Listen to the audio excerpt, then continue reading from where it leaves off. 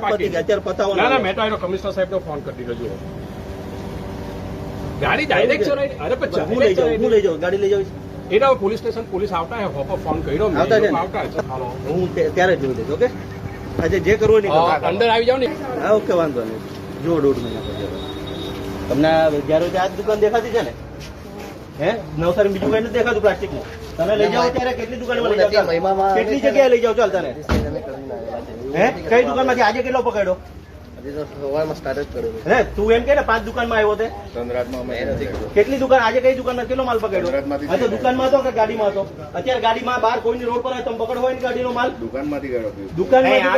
ગાડીમાં હતો ને બહાર કોઈની ગાડીમાં માલ આવે તો પકડો ગાડી પિયુષભાઈ તમે જે ઓફિસે જઈને વાત કરો કઈ ઓફિસમાં જઈને વાત કરું કમિશનર સાહેબ ને વાત કરો કમિશનર સાહેબ અત્યારે હું વાત નહીં કરું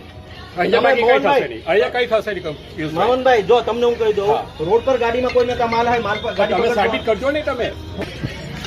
બોલો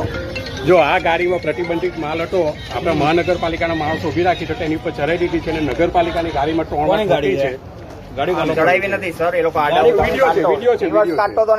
વિડીયો છે ફરિયાદ આપવી જ તમારે હા ફરિયાદ આપવાની સાહેબે કમિશનર સાહેબે કીધું કે આપી દે ચાલ ભાઈ હાલો એનું પણ આવું છું ચાલો આવો ને હેડો હા બે હવે 2 મિનિટ ઉભા રહો ને આતંકવાદી જ નથી આ એ ભાઈ દાદાગીરી ના કરો બરાબર એટલે હું છે એટલે દાદાગીરી કરી મેં દાદાગીરી કરી મેં એટલે દાદાગીરી કરી એટલે આતંકવાદી એટલે આતંકવાદી છે હાલો એટલે હું આતંકવાદી કીધો હા તો ડાયરેક્ટ હું 2 મિનિટ ઉપર હલો ઉભો રહે એટલે ટાઉન રૂરલ પોલીસ ચોકીમાં આવું ને ફટાફટ